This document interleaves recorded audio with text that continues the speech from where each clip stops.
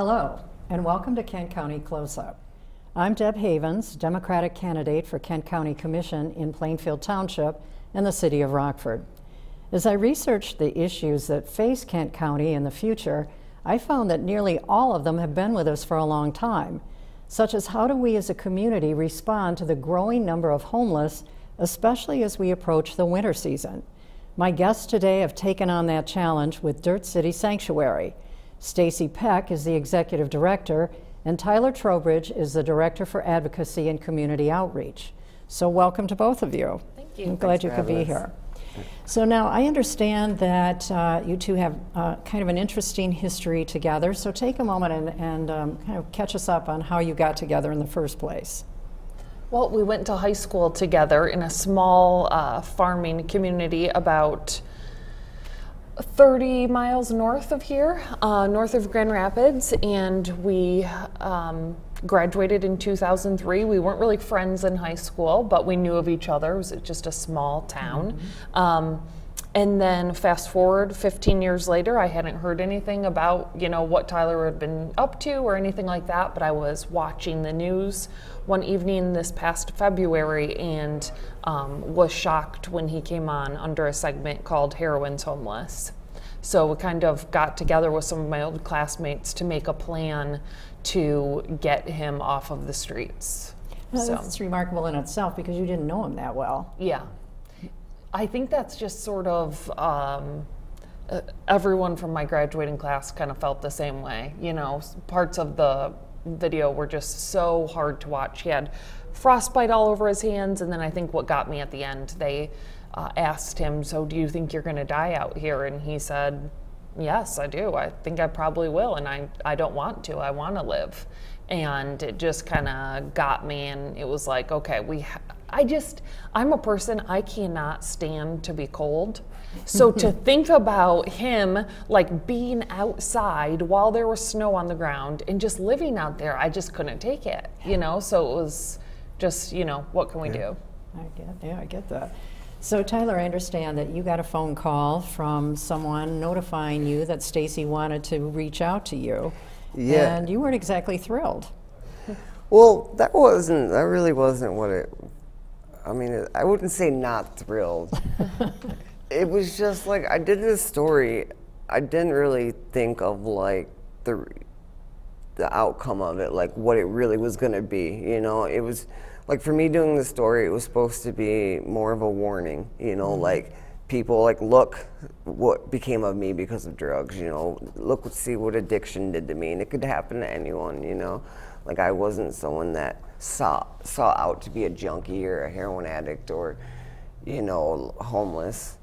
And, it just consumed my life, and it, I just felt like I wasn't anything, I felt like I had no worth. So to hear that someone actually cared enough to get together with other people, raise money for me, want to come and find me and do something about it, because even, people have tried to help me a lot in the past, programs, but there was never any follow through. It was like no one ever really wanted to do it. It was like people wanted to throw the idea of helping out there, but never follow through and actually do it. Never do it in a meaningful way that, had feeling, had heart, like had meaning behind it. Because it's a huge mission. Yeah, I mean, totally. What you've taken on is not just homelessness, but helping people who have a substance disorder. Yeah. And I mean, there are whole agencies and institutions dedicated to those things separately. Yeah. So for you to take it on jointly is remarkable. What we're finding, because we are already helping people out, it's just, we're almost like hand holders. Basically, we get to know them, we make a list with them. What are the things that are keeping you in this cycle? And then we just start with them addressing each issue. So we're not taking care of their problems for them, but when they're ready for the help, we take them to these different organizations around town. We help them get there. And one of the things that I think is the most important is we get them working almost right away. So they have this sense of purpose, and it's also just a distraction because, you know, when you're getting clean and you've got 24 hours in your day, having a job to go to tires you out, so you're going to sleep better at night, and that's 8 hours of the day where you're not just sitting around thinking, I'd really like to be getting drugs right now. Yeah. So that's one of the things that I think helps the most, is that we're unlike these programs where you go in and you stay for 30 or 60 days in this unrealistic type of environment. Pulled out of real life. Yeah, it's just, we're all about getting you back into society almost immediately. Yeah, and it's like, we're not trying to create any, I mean, for the most part, any new programs. It's trying to find like what you need and then connect you to those programs, you know, because there's a lot of holes. And then there's not a lot of connections between different types of programs. You know, for me, it's like, you know, so we helped me get into the methadone clinic right away, and then we helped me find, you know, I stayed in a hotel until I got enough clean time and started working. You know, and then we got me in, you know, it was hard to find an apartment for me because no one wanted to rent to me at all. Like, we literally had to pay 4.5 months in advance plus security deposit just to get any, and then she had to co-sign for me, and then I had to agreed to show them my drug screens, you know, so it was a huge hurdle. And yeah, it's allowing people to help themselves, you know, because there are programs out there, there are things, but we just need to connect them. And so that's what we've been doing in the short term as we wait to have a campus. Yeah. So.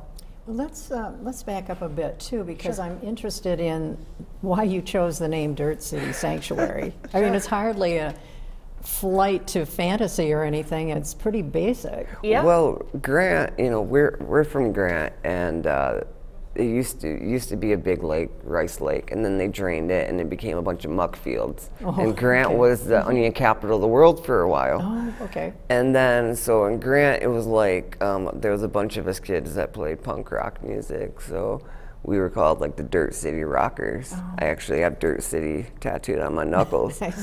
And yeah, and we were all heroin addicts, you know, and some of us are dead, some of us are in prison, you know. So, and then like when we came, like, we didn't want anything like rehab or, you know, we wanted something that just said like comfort, that just made you feel comfortable and want to be there. So Sanctuary just made sense, you know, it just gives you that feeling of, like, I'm okay, like I can just relax and just be okay. And I think that's what a big thing of recovery for me is, just being okay. You know, because I struggle a lot, you know, and I think a lot of people do struggle, and that's never really going to go away, you know. You're always, I'm always going to want to use, and there's always going to be that want to do it, but it's thinking through every action, you know. It's thinking, hey, if I do this, then this is going to happen, you know. And, you know, drug dealers, they're experts in psychology, you know. They know if they get you, take one bag from, they'll give you drugs just to get you hooked again. So it's playing through, realizing that what will happen, you know. And I have to do that every day, and we're trying to teach other people to do that also, just to think through what you're going to do, think through your actions. Well, it's interesting that you're a proponent of this now, because you've certainly been through rehab more than once. So what magic did Stacy offer you that suddenly changed the whole orientation of your thoughts? Well, there wasn't any action. It was just, for me, you know, a lot of people like me, I had no one. You know, the family that I had kind of disowned me, and, you know, all the friends that I had were either drug addicts or whatever. It was basically having someone that cared about me no matter what. She didn't want a single thing from me. She didn't want a relationship. She didn't want money. She wanted nothing from me other than to see me do well, you know. And then she was willing to hold my hand through all the hardship, you know. The first 2 weeks, even though, you know, I was getting medicated assisted treatment, I was still sick. You know, it was her hanging out with me. It was her holding my hand through everything. And we talk a lot. It's like, okay, so you can give someone like a home, in treatment and even work, but what then do they have? Like, if you don't have someone you can call at the end of the day and be like, yo, this happened to me, like, I feel this way. If you don't have that support, then what do you have? You know, if you can't share it with someone, you know, so just having a friend. And we want to do that for other people, you know. We you know, advertise like building a new community for somebody. So, you know, we want to work big with volunteers when we finally do have our sanctuary up and running. You know, we want to pull in volunteers that, you know, if you have a Saturday open, you can come in and hang out with our people. You know, like bring 4 or 5 people to the movies. You get along with 1 or 2 of them. When you come next time, say, hey, I want to take these 2 people out and maybe some new people. And then naturally, you're going to build these connections. And it happened with me. You know, my friend Chelsea Well, hang is on someone that, because I want to, before we go off, because I want, you're bringing up so many things, and I want to explore all of them in a little bit more depth. Let's back up to you, Stacy, because you didn't know Tyler that well. I mean, it had been 15 years, and here, what he's describing, what you did for him, is remarkable and in so many ways. So, what happened? I mean, had you ever had a relationship like this before? No, you know, my own father had an addiction to prescription Oxycontin, and it was a really rough road for him, his final about 20 years, and it was really sad seeing his decline. And I was familiar with, you know, other family members and stuff like that having different addictions and whatnot. But my dad was sort of this person who, no matter what my family's financial status was, he was going to help people. Every day he was helping a new person. It was just sort of a value that he instilled in all of his children. So it was really more just that I can't live with myself if this guy that I know is sleeping outside somewhere, you know, 10 miles from my home. I just knew I could do something about it. And I just tend to jump into things, you know, with both feet and just believe I can do it and keep going, so. Well, we're entering winter season here right now, obviously, and you've mentioned a sanctuary that's in your future. I want to talk about that a little bit more, but right now, as we look at the time fast approaching when we're going to have snow and cold temperatures, what are some of the issues that you're taking on right now? Do you want to take that? So for right now, so there's actually another, Wendy Botts is actually the 3rd member of Dirt City Sanctuary. The 3 of us are all co-founders. So when that first day when Stacy came and found me, she called Wendy. Wendy had just lost her son Jordan to a fentanyl overdose a year before. And so when she brought Wendy to come, you know, when she came and found me, Wendy brought me some clothes, and she came and talked to me, and I told her a little bit about what it was like, you know, being homeless in the winter and everything. So after that meeting, me and Stacy went one way to go work on me and my recovery, and then Wendy went another way to do the first Purple Backpack campaign. And so I'll talk about that in a second, but so when we decided to do this, when we decided to do Dirt City Sanctuary, it was something that Stacy wanted to give me an ability to give back to people. So when she decided to do this, she was like, Wendy, you know, she was thinking about the Purple Backpack project that Wendy had just started, and she was like, Wendy would be perfect to work with us. And basically what the Purple Backpack campaign is, it's getting stuff like, it's just like stuff that I needed when I was homeless in the winter and that I could use.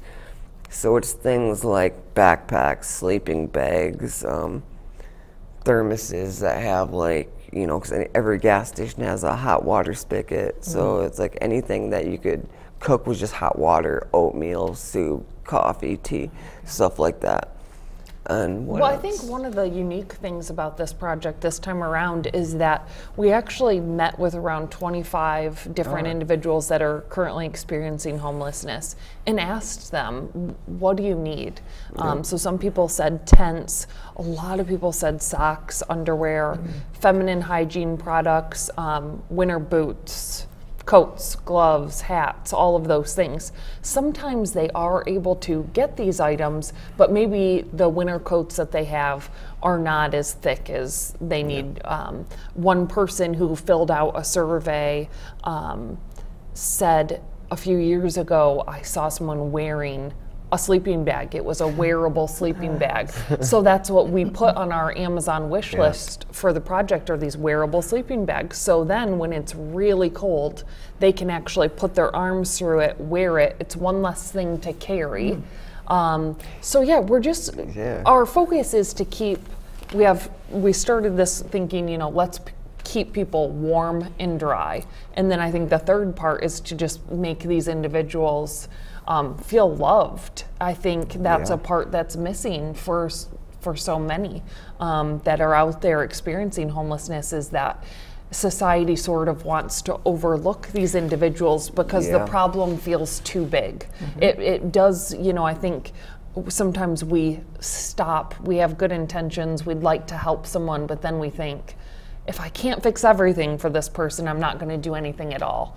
And so while we know that we can't, you know, house all of these people at this time, what we can do is try to help them survive the winter, to feel comfortable, and to know that there are people out there in this wonderful community we live in that do care about them. Yeah. So a couple of things occur to me. One is, you're not talking about solving the problem. Your cause for becoming homeless was your drug addiction.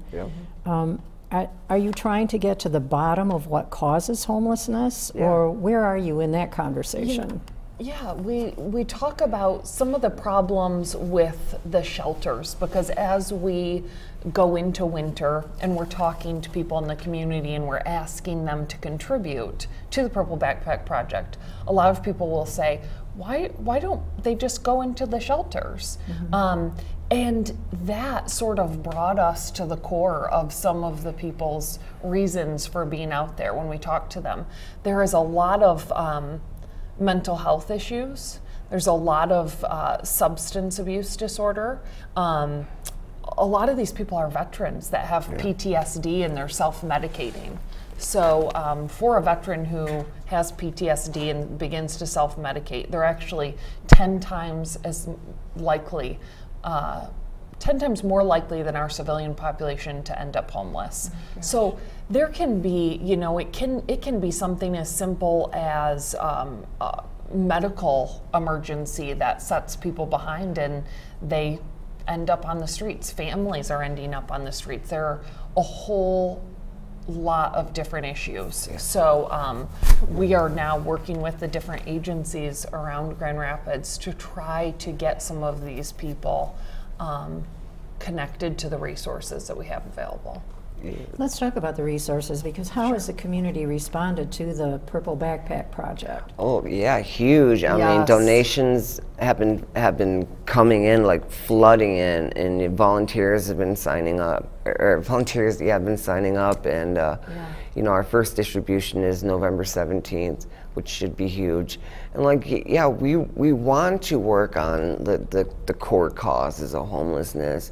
You know, we're working on fundraising, we're working on being able to do that. But as you know, right now, this is what we can do. It's getting cold out, you know, and people need these things. Yeah. And good. Yeah, I was just gonna jump back in about the community, how they've responded. It's been astonishing because it's not just individuals, but businesses as well. The owners of Sheldon Cleaners have set up collection boxes at 20 of their locations. So they're willing to take winter coats that have been donated, and then they're going to be cleaning all of them and then giving them to us for the That's remarkable. yes. We have a lot of kids jumping up too, like Yes. jumping in. Like when I first got clean, this girl that we went to school with, Ashley Sharp, her last name is something different now, Connor, Ashley Connor. Her daughter made me a little card just to make me feel better, and then Ashley made me a bunch of like freezer meals. So when we started doing this, Stacy had the idea, because this card really made me feel good. So Ashley, or Emily is her name, the little girl, she started making all of these cards, and her goal was to make a couple hundred of these cards just to make people feel good about themselves. To be given out with the backpacks. And then she started a sock campaign, like trying to raise socks. And then it caused all these other kids to start jumping in. We got a kid raising like underwear, we got socks, we got thermos items, yeah, all different all kinds of these little things because things. they're inspired. And everyone wants to Yeah. get involved. We have a school that wants to try to compete with their different classes to see who can raise the most. So and- Jordan's little sister, Elena, she actually took this on as a project for the Grand Rapids Museum School. Each child had to come up with a project. So Elena and her friend Kennedy had to do a proposal for the principal, and so now they are collecting items actually at the school. So that's another one. It's been just Yeah. amazing. People want to help, and I think what makes them so excited to help with this project is they can go on our website and donate money, but they can also go on our website and go on the Amazon wish list. So if they say, you know what, I enjoy online shopping, I'm gonna just go through and I'll pick the items that I think would be really cool to have.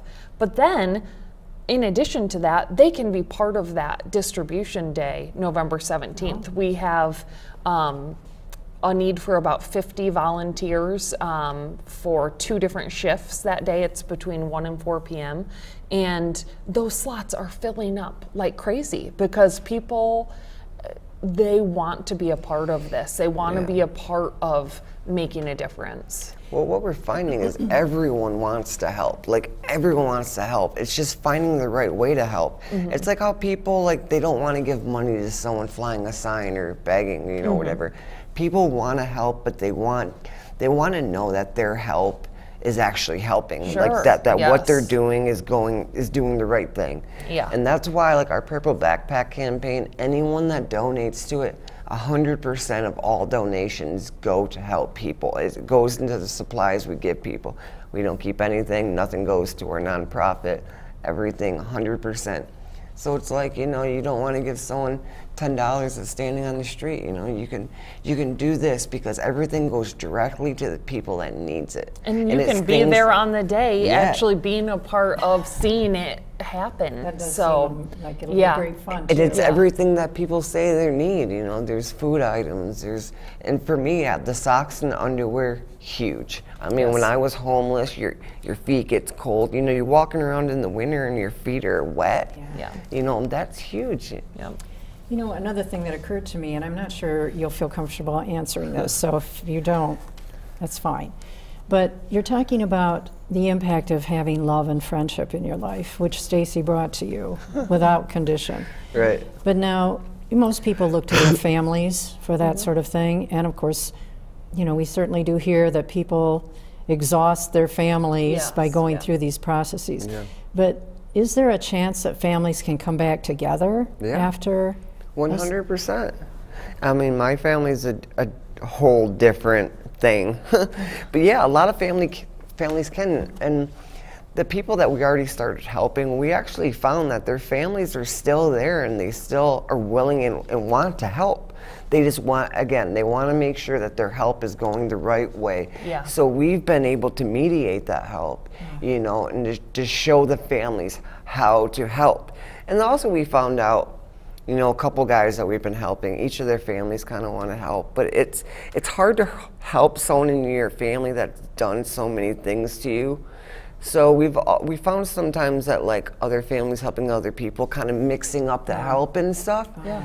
Because, you know, helping someone that's kind of, you know, because that person hasn't done all these things to Yeah, you, you so know, so it's maybe- easier for you to step in and help them Yeah. and feel good about it. So it's like if I have a a son named Jerry. Maybe I can't take Jerry to the grocery store, but I will be able to take, you know, someone's, you know, someone else's son. I can take them to the grocery store and work with them on how to prepare simple meals and things like that. It's mostly like emotional support and stuff like that, not financial. Yeah, they're not, We told some guy that, and he's like, well, I have to buy someone something. I'm like, no.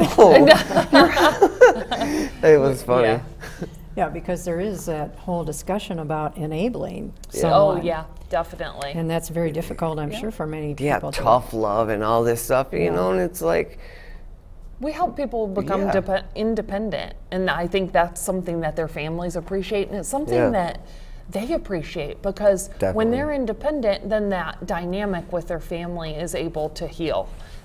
They feel better about themselves, and they don't feel like they're under anyone's thumb. The family appreciates their resources and their emotions and energy not being so drained. They're happy to see their loved one improving and coming back to life. Like, Stacy helped me a lot, like, but I put in all the hard work, you know. We did it together, actually, you know, like, I am so grateful for her, and I've told her thank you, and I'm grateful to her for like 100 times, so I'm not going to keep doing that. Her head's going to get this big, you know.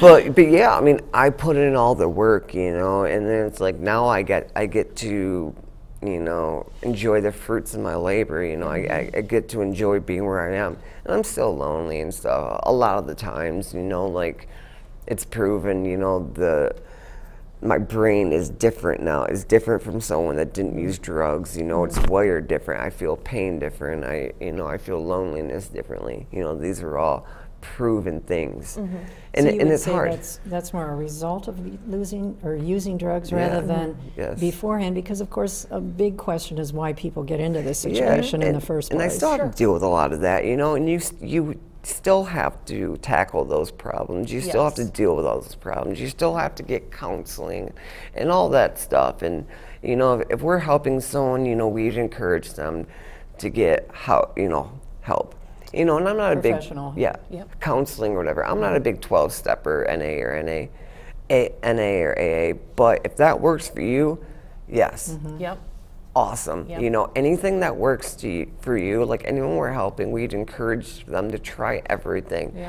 You know, if it's there, please take advantage of it. Why wouldn't you? You know? I think one of the things that worked out with Tyler and sort of shaped what we're doing is the fact that he made it easy to help him. So he didn't keep me waiting. It wasn't that sort of thing that I almost expected out of him.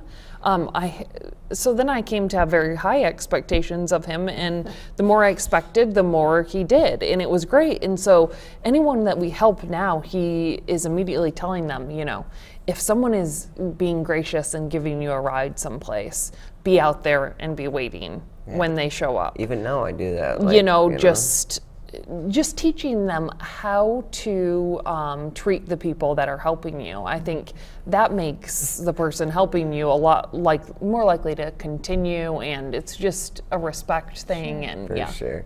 Yeah. Like, we're more like brother and sister now, so we argue a lot, and it's kind of funny. Like, respect the people helping you. I hate you. Well, I want to talk to you a little bit about the future too, because ultimately I know you want to create a literal sanctuary to further your mission. So what are your plans in that regard? So now, back in April, we started, Wendy found a nonprofit attorney for us to start working with, and we got busy filing all of our paperwork to become an actual nonprofit. And that was through different connections that we had as we started to reach out to people in the community. One being John Witten. He's an architect. He's known for larger projects. He's done a lot of really cool things, but he's also really well known in the community for being very into social action.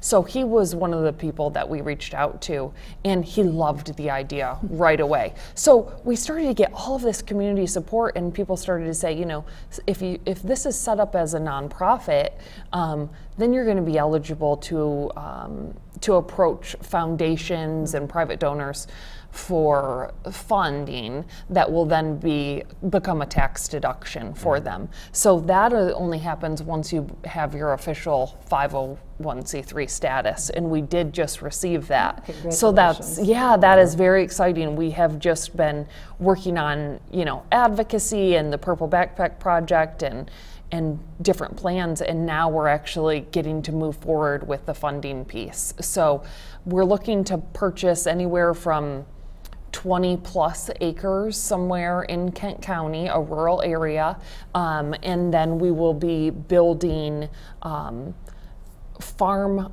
homes. They look like farm homes with the upper levels being studio apartments, and then the main floor is communal space.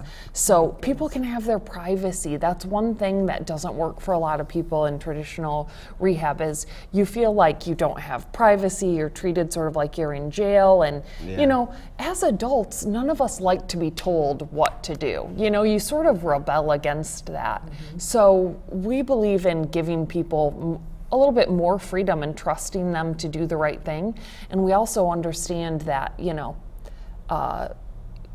getting clean, the whole process isn't this beautiful straight line. Slip-ups happen. Exactly. So slip-ups happen. So while we won't encourage that on our campus, we are going to expect that and have things in place to deal with that. So we're going to have different work training things. I mean, we've seen through the community that the community is so ready to help. So we're going to have different stations where maybe a retired plumber, electrician, people that have these skills can teach our clients how to do these things and really master them and do them well. Almost have like a technical, like a skill trade, yes. type thing. And then if we get someone and they say, you know, I've always enjoyed marketing, things like that, we network within the community to get someone into these different spots and where they really find that they'll flourish.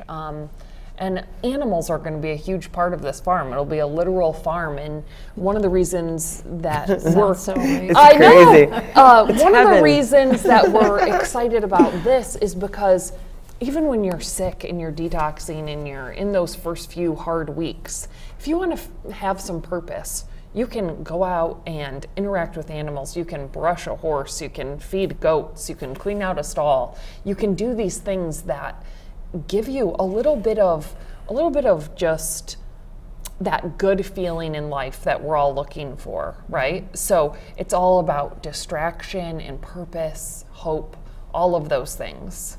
So. Well, it sounds phenomenal, and Thank I think you. as a community, we really owe you a huge debt for coming together and being extraordinary and creating this incredible vision that I'm sure you've inspired so many people to really participate in and make it happen. Well, thank you. It's all the support is what keeps us going, is because it's just built our confidence and it gives us momentum. So thank you. Wow. And the big thing about like recovery for me is giving back. You know, that was a big thing when I first got clean, is I started feeling all this guilt because, you know, all these people that I was friends with and was with all day are still out there. So I started feeling like this deep guilt about it, like survivor's guilt. So I just wanted to give back in the worst way, and that's kind of how DCS started to begin with. Stacy was like, she wanted to figure out, she wanted to give me that outlet, like a way for me to give back. And then she was like, okay, well, we're going to do this. And then it was like, okay. And then sometimes we were like, we have no business doing this, but we're going to do it anyways, we just you know? crack up because it just keeps going further and further, and we're like, this is happening. This is amazing. It's and just we've so already exciting. been successful, you know? We got a couple guys, you know, we can't say their names, obviously, but we've been successful. You know, like the first guy, you know, he has over 3 months clean. You know, Stacy helped him get this job that he's a supervisor in now, and he has housing, and he's doing really well. Yeah, you know, It's wonderful. it's exciting. so I mean, it's like, you know, even, you know, at first we couldn't officially do it with DCS, you know, but it's just like helping them out of our pockets. It doesn't take that much money to help someone. It really doesn't, because a lot of the programs are there already, and the funding's there. It's just helping, directing people to do it, you know, and then buying them a little bit of groceries and underwear and socks and helping them do it themselves, you know. Well, thanks for making it sound easy. Yeah. Yeah, right. And I really salute you again for everything you've put into this. Call me tomorrow and tell me it's easy. I said you make it sound easy. Oh. Well, But remind me that thank you both so tomorrow. much for being here and sharing your story. Yeah, thank you so much. Yeah, my pleasure. So for further information about Dirt City Sanctuary and the Purple Backpack Project, you can go online, or you can reach out directly to Tyler. We have a slide with that information that will give you the contacts. And also, if you'd like to contact me, you can reach me online as well. And that's it for Kent County Close-Up. I'm Deb Havens. Thanks for joining me and the production team here at GRTV in Grand Rapids, Michigan.